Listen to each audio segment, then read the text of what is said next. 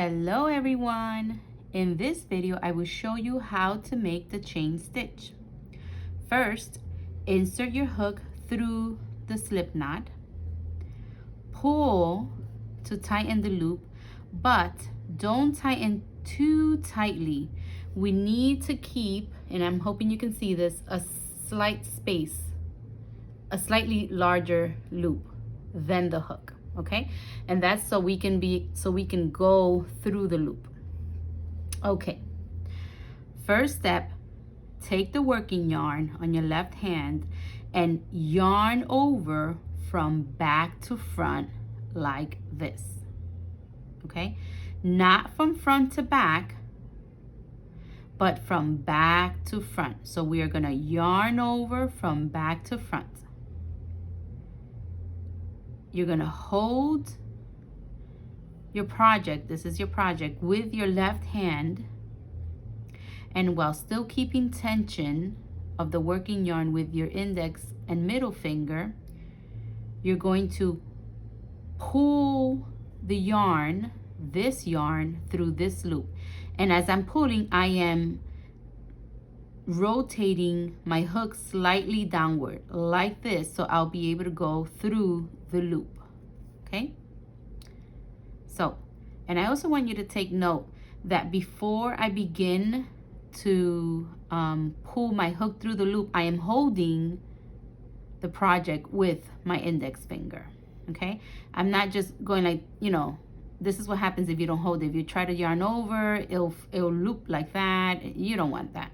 So to keep it in control, whichever method you're using to hold your hook, but in my method, I'm using my index finger to hold the project. So let's do the steps one more time. You're gonna yarn over from back to front like this.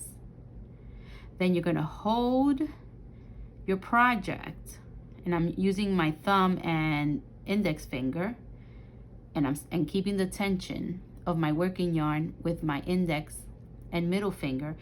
And as I'm about to pull through, I'm letting go of the loop from my project, and I'm going to rotate the needle slightly downward to grab this yarn to pull it through that loop, just like this.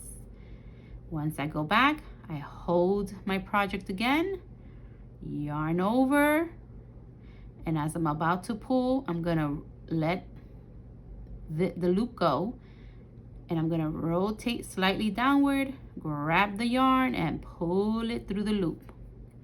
Yarn over, rotate slightly, and I let go of this loop and pull the yarn through the loop. And look, I just switched. Now I'm holding it with my middle finger. It just depends, you know, how comfortable I am switching in the same project. Okay, so just there's no one right way to hold your hook or your yarn. So yarn over, pull through, yarn over, pull through.